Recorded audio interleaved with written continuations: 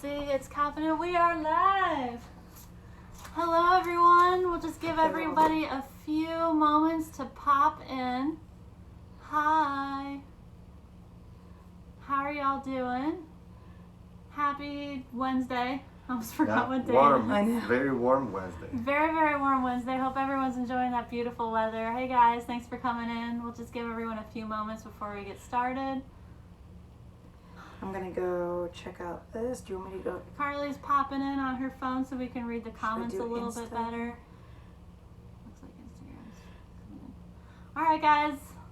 Thanks for joining us. My name is Rachel Q, and I'm our Somm and Sales Manager here at Penswoods Winery. I'm here with Carly Ratzimack, our fearless leader, Davide Criato, our vineyard manager and winemaker, and we are super excited today because we're going to talk about some of our older vintages. We call them our library wines, and we are actually going to be doing a special library sale for our wine club members. So if you're in the wine club, we are launching the sale to our Grand Cru members tomorrow at 10 a.m. And for the rest of our club members, our Premier and Estate, look out for your email on Monday at 10 a.m. So we're just going to go through and talk a little bit about some of the vintages that are included in this library sale. If you have any questions about past vintages, feel free to pop in, ask questions. But we are so excited to kind of get a little more in depth about some of these different vintages and how they're different from each other. And actually, we are launching as well on our website our wine vault. So if you go on our webpage and you look at the top, you'll see there's a new tab called Wine Vault. We spent a huge amount of time putting together notes on pretty much every reserve Every single reserve that we've ever made from 2002. So you can go on there and read about Emeritage 2002, like the original baddie herself, and kind of like go on there and, you know, totally geek out with us. Please, like we have Proprietor on there from 2004. All of them, 2005. 2005, Chardonnays as well. Mostly reds, but again, the Chardonnays, they age really beautifully as well, so we included those. So be sure you check it out. Let us know what you think. And if you get any of these library wines in the sale, absolutely let us know, because as a wine starts to age, some of the tasting notes are definitely going to change over time. So keep that in mind when what you see on the Wine Vault. Those tasting notes were made when we first released the vintage. Yes. Mm-hmm. So as a wine evolves, the tannins smooth and round out, and the fruit gets a little deeper and darker. And we're going to use some of your tasting notes. So email us your tasting notes as you open these vault wines, and we will add them to our website as little notes from everyone who's tasted it. So it's almost going to be like a Penswoods Vivino. Yeah, pretty much, yeah. And we're working on launching like a comment section you can do yourself on the website. Again, we also have our Penswoods Facebook club if you want to do it on there, but please, we want to know what you think. Yep, absolutely. So just kind of diving in right away. A Crown Royal based wine. Absolutely, Bobby. Whoa, Bobby. Take it easy. It's only Wednesday, but I guess it's the pandemic still technically, so it doesn't matter. So diving right in, we are going to talk a little bit about Chardonnay to start with. Yep. We are selling a few different Chardonnays in the library sale. We are going to haul out the 14, my personal favorite, the 15, which we have right in front of us, and our Chardonnay 16 as well.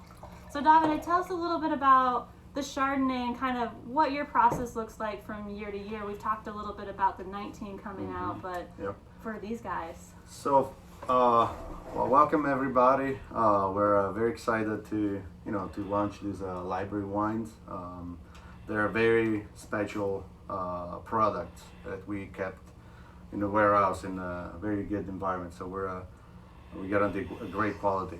Anyway, for the Chardonnay, the best way to explain this wine is just describe a little bit the soil and the site, because the process is always kind of the same year after year. So the Chardonnay Reserve is always the first 10 row on top of the hill. The soil is like very rich rocks, a lot of iron oxide. The soil is very loose, gets the first light of the morning, the last light of the night, before the night. Has the oldest percentage of old vines that were planted in the 80s. We don't know the clone, we don't know the rootstock. We just know that vinifying these grapes, making wine from these grapes, always give us a great product without much sophistication. This is how I like to describe. The 2015 is a lot of people say it was my favorite. In fact, has a lot of great qualities. I would describe it like very tropical. Very tropical, nice and bright, honey, really pretty acidity, and actually has a really pretty vanilla on the nose. And so the 2015 was pretty much an average climatic vintage for Pennsylvania. It was like under raining in the spring, and it got dry during the summer. A few rain episodes towards the the end of the season, and so it wasn't that. It just the quality of the grapes that made this wine taste in this way. They're pretty old, the vines themselves. Yeah, they're very old. So they were planted in the 80s. Like I said, we don't know clones, we don't know rootstock. So it's pretty much a question what it is, but we know it makes a great Chardonnay. Great fruit.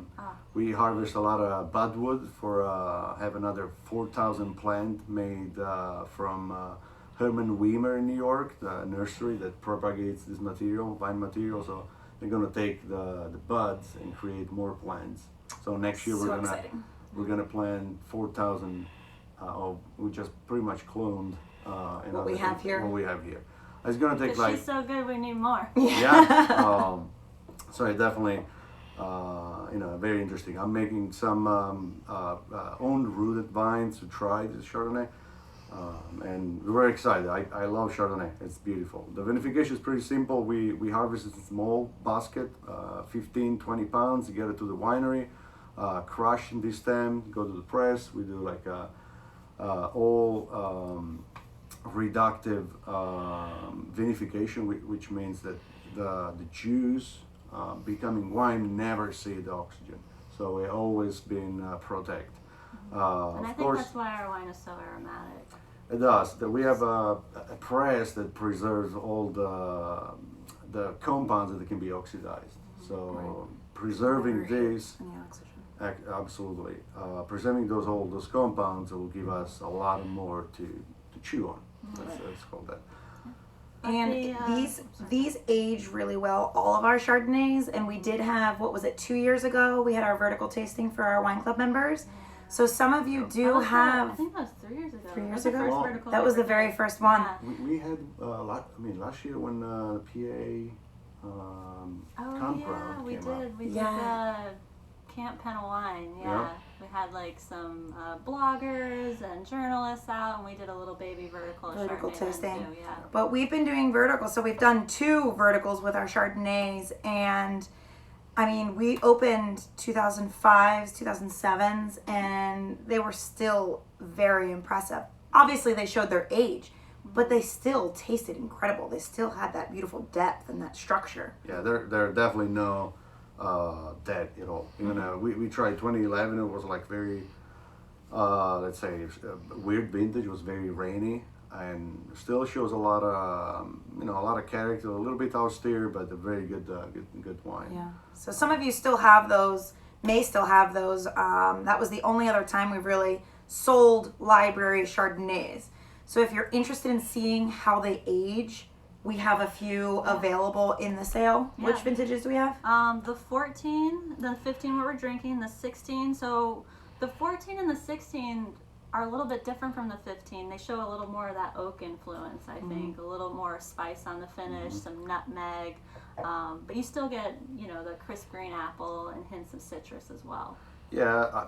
But a little bit tamer with the acidity, I think. Yeah, I think there's a lot to do with the vintage. Because in the winery we're pretty consistent. We have a very good method that has been working for years, and Gino started making Chardonnay, and I kind of take over the winemaking with his style. Just following the very simple vinification style. Not touching and doing too much to the natural beauty of what we grow in the vineyard. Actually, he said, well, sometimes it's hard to don't do anything. Just wait. Let the wine tell you what's going on, and you'll take from there. So there's a lot of good,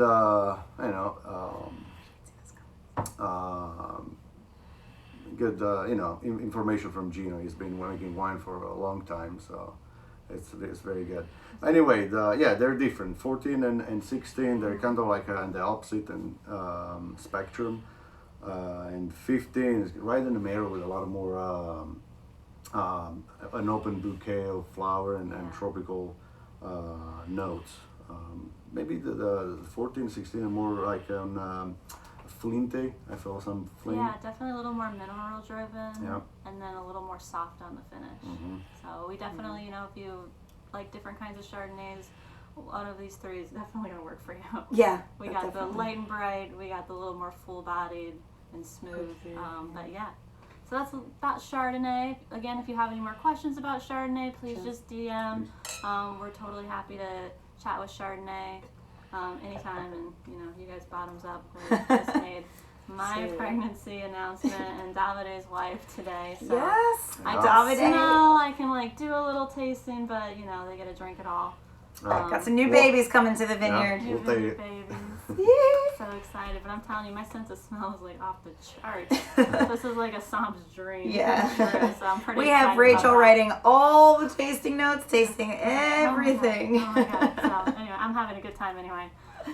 So next we're going to talk a little bit about, or probably a lot of it about Pinot Noir, because I know, Davide, you're super pumped with how this 16's coming along. Yeah, it is. I opened a bottle that I had home, and it actually was an unlabeled bottle that I just took from the winery the day that we bottled. And I opened the bottle, just waited 15 minutes. By the time I fixed whatever I was fixing in the kitchen, and I put my nose in this glass, and it was like a very, very nice. The purity of the 2016 Pinot Noir Reserve, Pinot Noir, the Reserve and this one, they're incredible. Both of them, they're extremely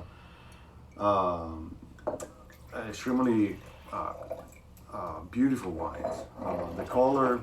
I've been saying that forever. Yeah. I drink us dry in this stuff. You right? I mean, it doesn't have. Single-handedly. I'm surprised we're having this library sound Pinot Noir, frankly. Because this girl likes it a lot. Yeah. It has like a very nice red in the color. The nose has the roses, a little bit of pepper. You can help me with the. It's just so classic Pinot Noir. Yeah, It's it like is delicate, very aromatic. It's just everything a Pinot should be. That hint of earthiness. It does have that hint of earthiness, but it nothing lingers too much, but it has a nice long finish still. So the Pinot Noir, I mean, the site is very important up there. Sandy Hill Vineyard is in Coatesville. We have 21 acre right now. We are 15 planted, most of it with Pinot Noir. Sandy, loamy soil. Has a good amount of clay. I showed Carly what kind of clay we have up there, and it was impressive how gold. Oh my gosh, it was Brilliant. like rubs it all over. Yeah. Yeah, you like shimmering. that's like the beginning of the beautiful makeup that everybody Put it wears on- today. Put it on your eyelids. Just find it in our vineyard. Yeah, of course the grapes they comes from that side. They're beautiful. Usually they ripe around the second week of September. We bring to the winery and we let it cool off for a night, and we ferment this wine in the Ganymede with a cold soak. If anybody knows what Ganymede is, it's basically a tank with a big funnel inside. I don't know if you guys can see. It's kind of like this Yep. and that. So it is a big tank with a funnel inside, and all the cap is managed just from the CO2 developed during fermentation. So we don't have any mechanical abrasion to the grapes. We don't have rubbing on the skin, on the seeds. actually the bottom of the tank, they're concave, so we can pull all the seeds if they're not ripe enough, they're green. So we have the choice to do that. This motion that the Ganymede fermenter is very natural. The fermentation brings all the head, the cap, all the skin back inside the wine so often during the day without having any punch down or pump over. It's very natural way It's very natural and it's very convenient. Yeah, it's very convenient. You just set up a program. You have to sleep there because it's very tricky. CO2 can either blow up the whole tank or don't do the job. What they need to do. For 4 or 5 days, you gotta, I have to sleep at the winery. He lives there. We have a really comfortable nice couch. Nice couch. Another good thing. So we do cold soaking for the first 3-4 days, so that the grapes have enough time to release all the flavor that are in the skin without the presence of sulfites and alcohol. So we do very cold soaking, and just like it brings all the fruit, the nice flavor from the grape skin, and we don't let the skin after fermentation set too much time in the tank. So the extraction is more achieved more on the first section of the fermentation, like from the soaking to the middle, because we're gonna take it off the skin after 3 days of fermentation. So now, having this tank, like, because the skin is so thin, is that why you prefer it rather than like punching down or pumping over? Next to what we know is like the oxygen oxidizing it, but what we believe that the Pinot Noir is kind of like the as a dark skin, but acts like white. So it's very red of white. So you can kind of see, like, you can definitely always see through Pinot Noir. She's always pretty. So we using this method, the environment is very reductive. Is 100% CO2, no oxygen. You don't having the open fermenter, so doesn't bring any oxygen inside. And so it's tricky because you got to be there and apply some oxygen as needed for the fermentation. Mm-hmm. But in the same way, you protect all the flavor, all the aroma there in the grapes during the fermentation. If you blow it off, it will be hard to bring it back in the wine. I mean, and it shows, like, if I wasn't, how I am, I would just house that. I got you, girl. It's so good. So, like, this style of Pinot Noir, if you're looking stylistically, it's going to be more like the French style, correct? It's very Burgundian. Very Burgundian. Mm-hmm. Whereas I think, like, our Pinot 16 Reserve, like, leans a little more towards, like, a New World style. Yes. It has more of that cola, West that cherry Coast. cola kind of thing happening to it. A little heavier. Whereas the non-reserve, like you said, is more of a French style Pinot. So yeah, the beauty of this Pinot, they're like very delicate and elegant. They last a long time because we make wine for drink today and be drunk like for years to come. That's a big thing to note. I think specifically in our reds, we don't release them until they're ready to drink, and they can be aged for an incredible amount of time. And even then, when we release them, it's, I don't know, sometimes I drink them, I'm like, oh my God, I hope everyone holds on to this. Yeah. And buys a case and see how it develops over the next couple of years, because it's just going to get better and better. Well, we had to learn from our mistakes. I mean, if you go back to like the 2009s, we basically sold out of them, and we didn't even know at that point to put enough aside. Yeah. And, we had maybe 5, 6, 7 cases set aside.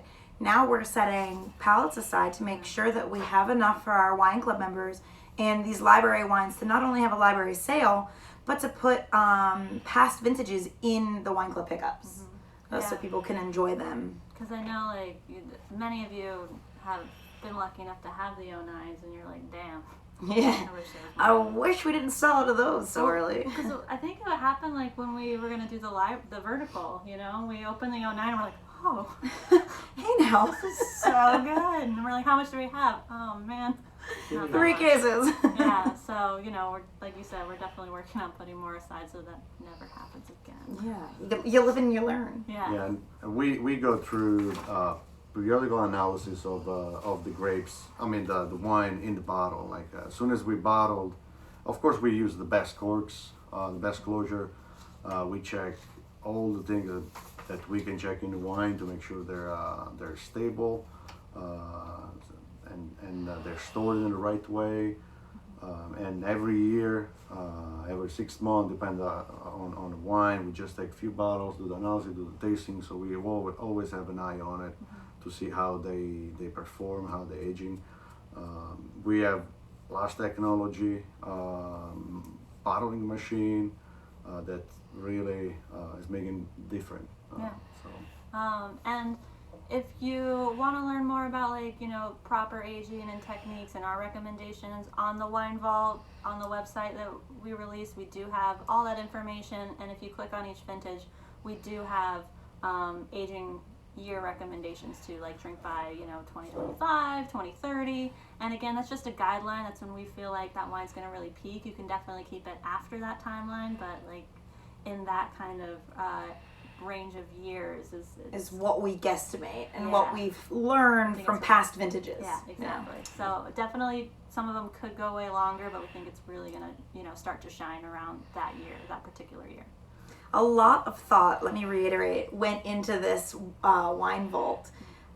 Rachel did a lot of tasting, did a lot of reorganizing of tasting notes, because back in the day it was just like me and then Gino throwing me some tasting notes, and then we had Andrea and Davide running in there. So It was definitely like a fun adventure. Like, through the piecing together, descriptions of how scraps people different things, made descriptions. Yeah. So we've really tried to streamline it and put everything into one place so that you guys can have fun with these wines and really dive into the history and see how not only the years, the vintages, but how everything's evolved and changed Yeah.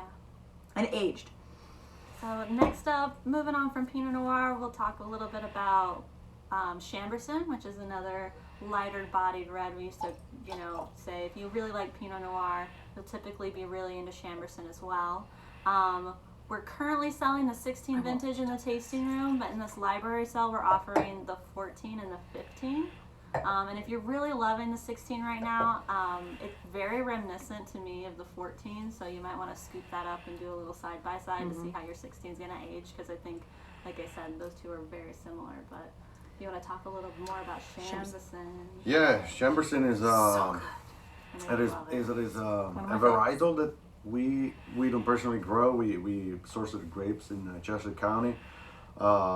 It's very interesting how this Chamberson Acton and Winery is definitely very generous in color. Very generous. That's the Beautiful color. intense purple.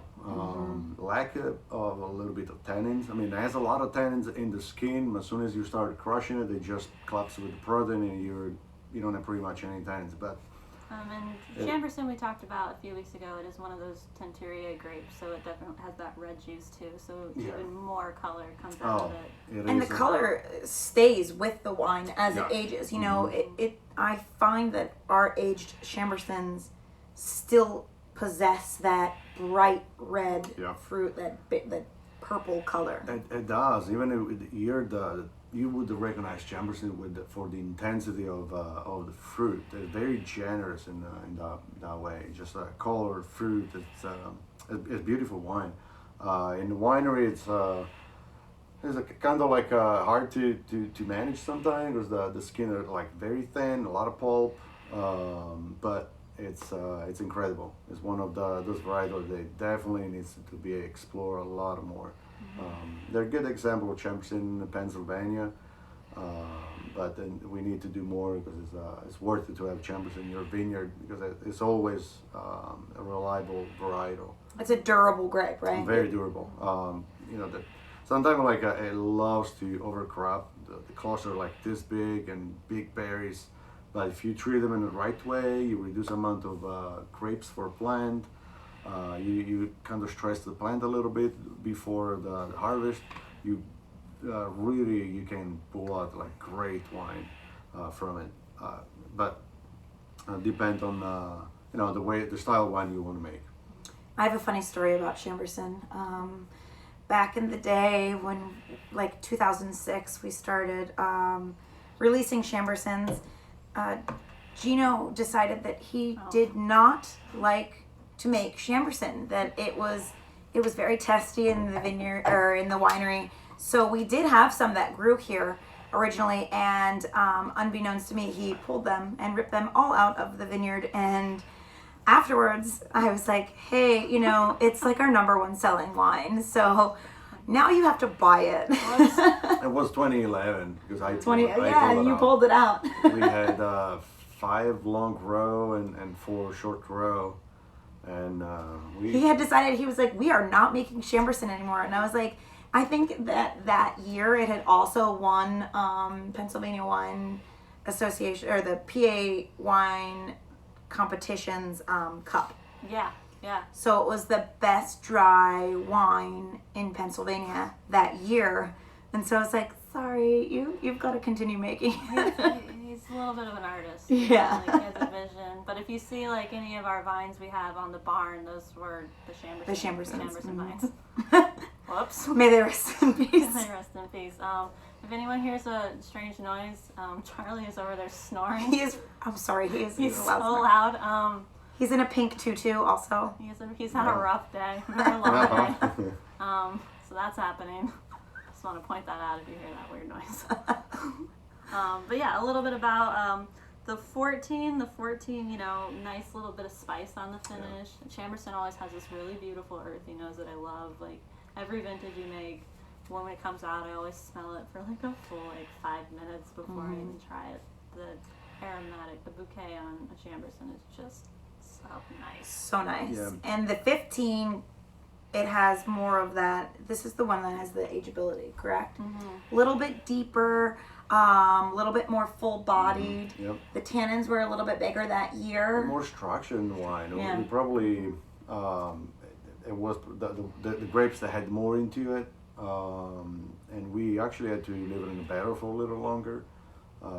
It just need a little bit more time for the tannins to get a little bit more smooth. But definitely more grippy, a little more savory too, like some olive pit, a little black pepper. Right. It's very Okay. interesting wine. Mm-hmm. Yeah. But yeah, if you have any more questions about Chamberson, again, just pop in, let us know. I know Carly could talk about Chamberson like all day literally long. all night. Well, what's nice about Chamberson is it has that body, it has that fruit, but I mean, we all know, many of you know I love Pinot Noirs. It's a Pinot Noir-esque type of wine. It has the earthiness, it has the berry structure. Ours specifically, I think, really shine in that fruit. Where sometimes you can get a Chamberson that's just pure earth and pure dirt. Yeah, there's nice pomegranate, cherry, cranberry notes in there, like little bright pops to like cut through some of that earthiness. Exactly, but then at the finish, the tannins are never really that aggressive. Yes, the 15 has those grippy tannins, but it's going to age and it's just going to really come into itself, I think. And great pairing wine too. Like amazing food wine. We always pair it with everything. Yeah, it's hard when we're making the wine and cupcake, wine and chocolate, wine and cheese and honey, not to use Chamberson because it is so food friendly.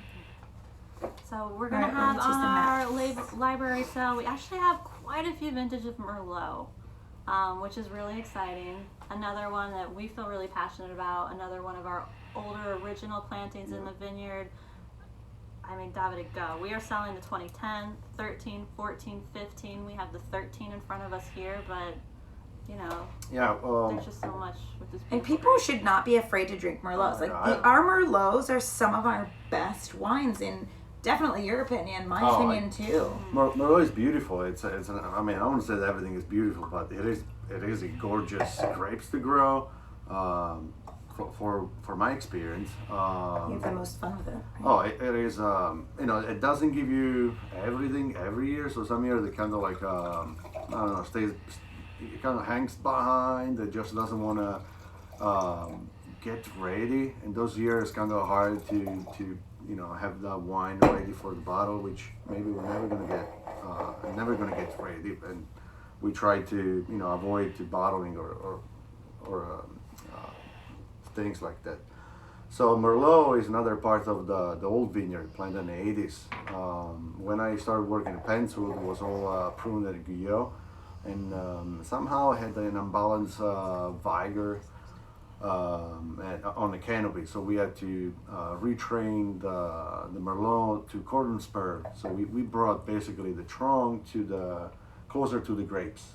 In this way, they produce a little bit less. The cluster, they're tiny, less berry for a cluster. The size is smaller.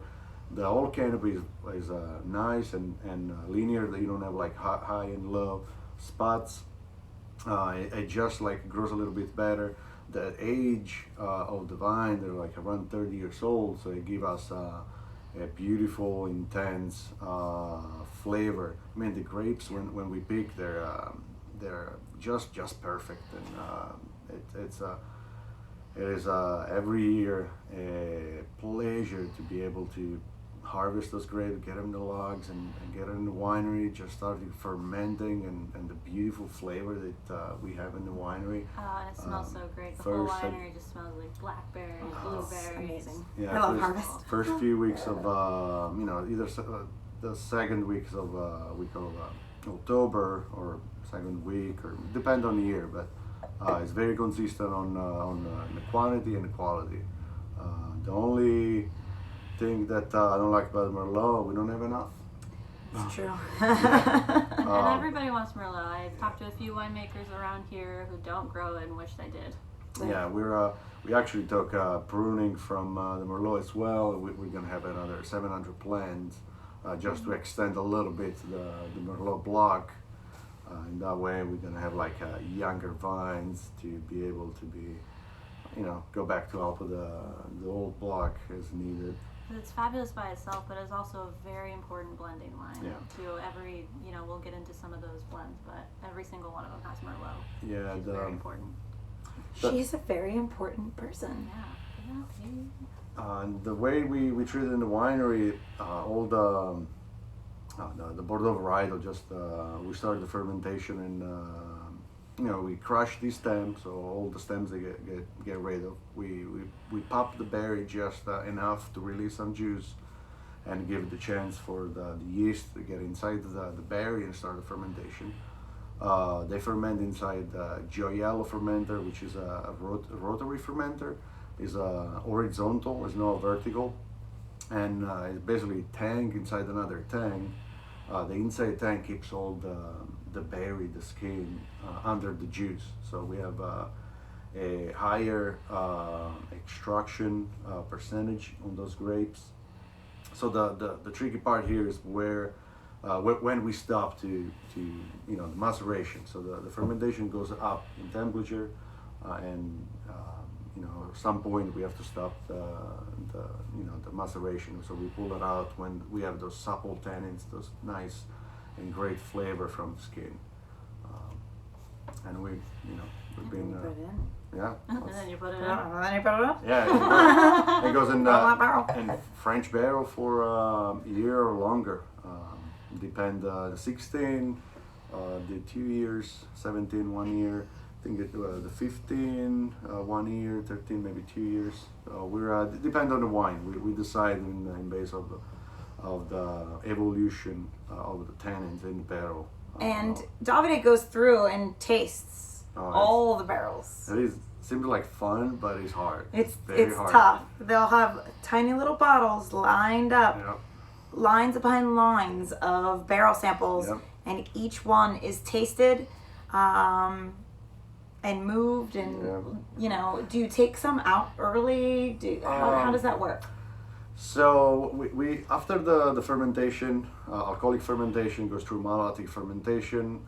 Just after, without the skin, of course, we put in the tank when both of these fermentations are done. After a week is a quick racking, so we don't bring the heavy solid in the tank.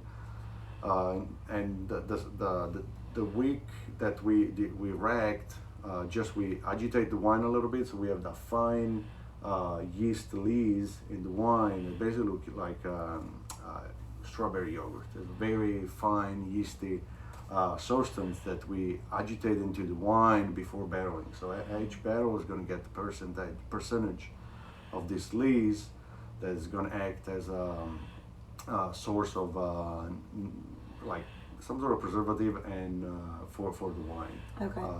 So a lot of glycerin and good compounds come from those yeast that start to breaking down, and it is a practice that we do. When we start to see that the barrel maybe going to more reductive style, more like a more sulfury, we have to rack. But this is very maybe 1 or 2 barrel in a batch gets racked. Usually we don't touch for a year or 2. That's incredible. Yeah. And that's why you get good barrels. I mean, you've got to use the best to be able to make.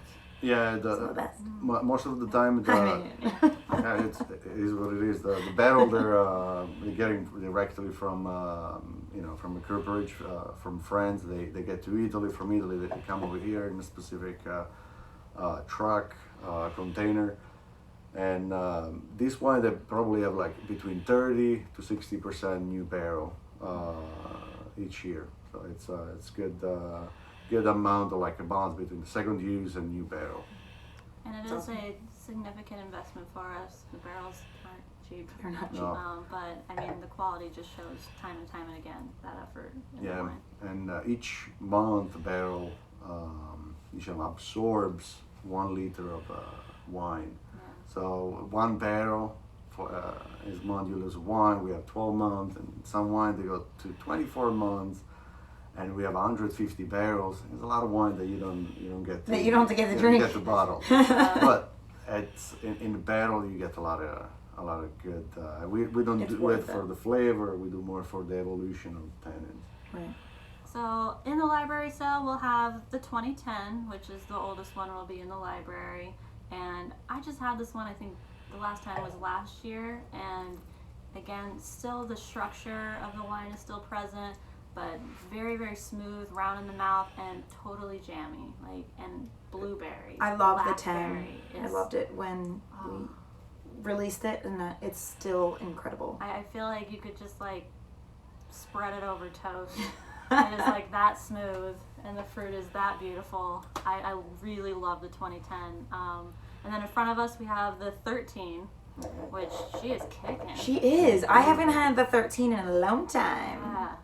And I'm really impressed. Very, very grippy. I mean, that's still going to go for a while.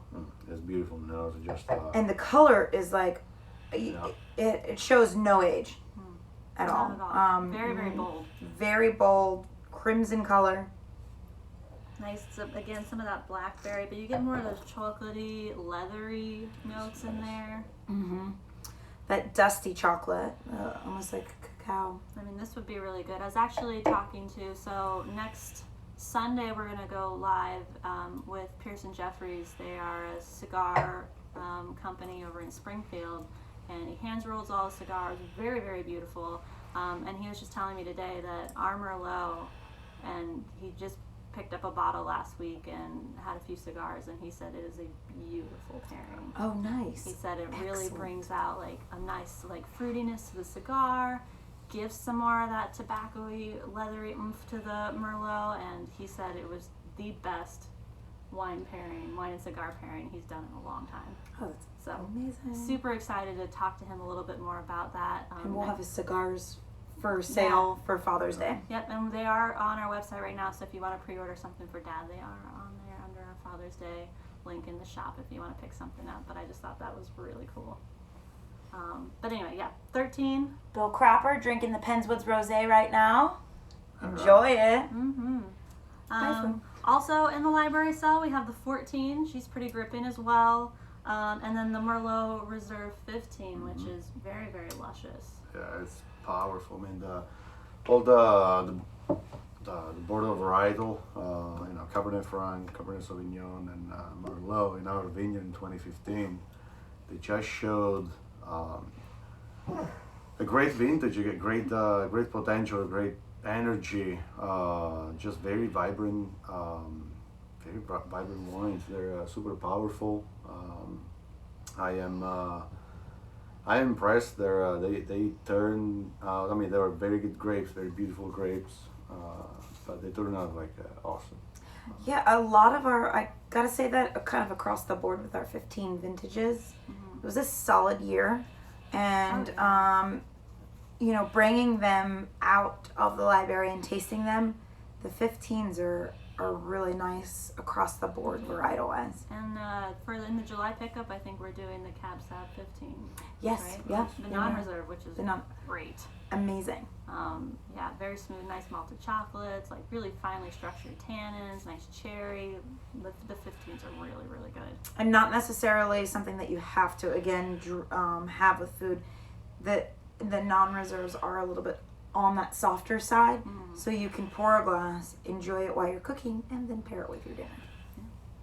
And then to close out, the last thing we'll talk about, which I know everybody loves, you've probably been waiting for, is a Meritage. So a Meritage is in the library sale. We will be hawking the 13 and the 14. So, David, tell everyone a little bit about, we consider this our flagship wine. Yeah. This is something I'm never, it's never gonna make me, I don't know. Gino, let me try the 2005 Meritage, and it's been hard to get those wine, the blend together. After I taste 2005, maybe it's the hardest thing that you ever said do. You made magic, and it's like, do it again. Yeah. And that's why we don't have that many of them. There are large gap years, and we don't make it every year. And why? You can't make it every year because you need a specific wine. He trained me to recognize a specific barrel for the varietal that we have in the winery, and precisely put it together to achieve some specific flavors. You want a little bit of Cabernet Franc. It's going to give you that peppery, the bell pepper. Aroma is going to, it's going to kind of like introduce this wine. You're going to put a Cabernet Sauvignon. It's going to be your middle palate, and you're going to have some Merlot. It's going to be your fruit, your lushness, your more perfumey wine in it. But the percentage, they always change. The thing that we do in July, we go over all the barrels. We pick all the best barrels. We do the blend that usually is 150 cases, so it's not a lot, so that we have a small quantity. We put this wine together, and does an extra 12 months in the barrel. So it's a pretty intense process. And for me, my goal is, the 13, the 14, they're beautiful Meritage, and I tasted 2005. I know it's not for sale, but it is a great one. He did an awesome job on it. So the 13, it is a. And I think the 2005, that was like our first James Suckling rated wine. Yes. Yeah. Yes, it was. 98 points. 98 points, almost perfect. Very, very beautiful. But the 13 and even the 14, we got 96 and 94 points respectively, so they're still kicking ass. Yeah, they are. Personally, I think you reached that goal, that unattainable, as you say, pretty attainable. You made it so easy. Oh yeah, you take a little bit of this, a little bit of that. I said, oh, okay. It's like a good cook. You're like, what's the recipe? They're like, just a pinch of this, a pinch of that. Oh my God, I can't do that. You made it look so easy, but when I get to the winery, under 50 barrels, I was like, oh, where we start? And, how long is it going to take me? And sometimes the taste changes by day by day, so I go back and forth. I call Carly, come to taste this, or hey Rachel, I'll taste this thing. Anyway, it's amazing. I feel very blessed and lucky that I have the chance to work with the beautiful vineyard here in Chatsford and in Sandy Hill. That demonstration that you can make a specials wine in Pennsylvania. My goal is to bring Pennsylvania on the wine map, because right now everybody talks about wine and nobody knows about it. We are working our butt off to produce super premium wines, and this is our goal. But soon, hopefully, we're gonna get on the wine map. Oh, Yeah. we're already there. I mean, We're kicking, 96 yeah. James Yeah. Suckling. Let's Yeah, go. that's true. But that's, I mean, it just shows, I know we say this often, but the amount of time and effort Davide puts into the vineyard is a direct, it shows, it's dead, directly in the wine. You can't have an awesome wine without having a perfect grape from the vineyard. And I think you just nail it Yeah, there. you're busting your ass all summer, and All summer. the reward is exceptional. Yeah, we shoot for the perfection, just to have like a very good grapes, because good grapes means good wine. Right. And if you didn't catch the live last week, was it earlier this week or last week? It was earlier this. The was crop, the cover crops. It's been a Days whirlwind. Tuesday, It's been a no. whirlwind. Last week. I think it was. Yeah, I think it was last week. It's been a whirlwind. We're preparing to open up for the club tomorrow, the public on Friday, and I don't remember what day that was, but it was very recently. It was very recently, so you can watch it. But we talk about the cover crops and how much effort goes into making sure that we aren't adding chemicals, that we're doing as much as we can sustainably and naturally Yep. to add to the ground, to add to the grapes. But It is always like for me, I study agronomic, and the first thing that tells you, like, you have to rotate your crops. And vineyard, unfortunately, you can't rotate much. Yeah. We got this vineyard, and it was planted in the 80s, so 30 plus years old. We drive all the time in the same spot. The soil is being kind of stressed, so we bring like new culture. We have our cash crop, which is the grapes, and we have our cover crops that just live between the row. They have their whole cycle. They bring a lot of bees, a lot of different animals, and underground life that just gives more life to the vineyard. It's a beautiful diversity of a lot of things, and the response from the vines, it just shows in the wine, and it started showing since we started to bring in more life, more diversity in the vineyard. and we're only just seeing that now because it's been a few years. We can't even really see it in the reds yet because they're they're still in the barrel. They're bottle aging since when you started these cover crops, but you really see it shining in the Sauvignon Blancs, the Chardonnays. I mean, some of the newer whites that we've been releasing are just, in my opinion, and I think in a lot of people's opinion, the best we've ever released. They're rowdy. They're amazing. Man, we have a Merlot in the barrel that 2019. That just he got me. Okay, it's got your heart. I didn't know we could have some like. I was surprised. Really? I mean, it's just like a color, tannins, flavor, all you want in a winery, and beautiful fermentation, no problem. Just went through smooth 6 days, and now it's in the barrels sleeping. Just peaceful, like resting for another 8 months. And that's something to be excited for next time. I'm so pumped. Yeah. Well, so that's So a little wrap bit it up, about, yeah. I'm going to wrap it up. That's a little bit about, some of our library wines. We have actually quite a few more in the library sale. So again, if you're a wine club member, if you're a Grand Cru member, please look out for that email. The library sale goes on sale for you tomorrow at 10 a.m. And then for Premier and estate level members, we will launch that sale for you 10 a.m. on Monday. And there are limited quantities, so be sure, like, you call, email right away if you see something that catches your eye, because, like I said, we don't have too many and they will go fast. If you have any other questions about the library wine, please just email, call, direct message. We're happy to answer. And again, check out the Wine Vault. We're super excited about that. And we're so excited to have you all back at the vineyard this weekend. Tomorrow Finally. starts the day, as long as it doesn't rain too much. One more thing, we will take the calls and emails as they come in. So don't worry, like we look at all the timestamps. So as you buy your wines up, we'll make sure first come, first serve. Well, Thank thanks, you. guys. Bye-bye. Thanks, guys. Have a See good ya. night.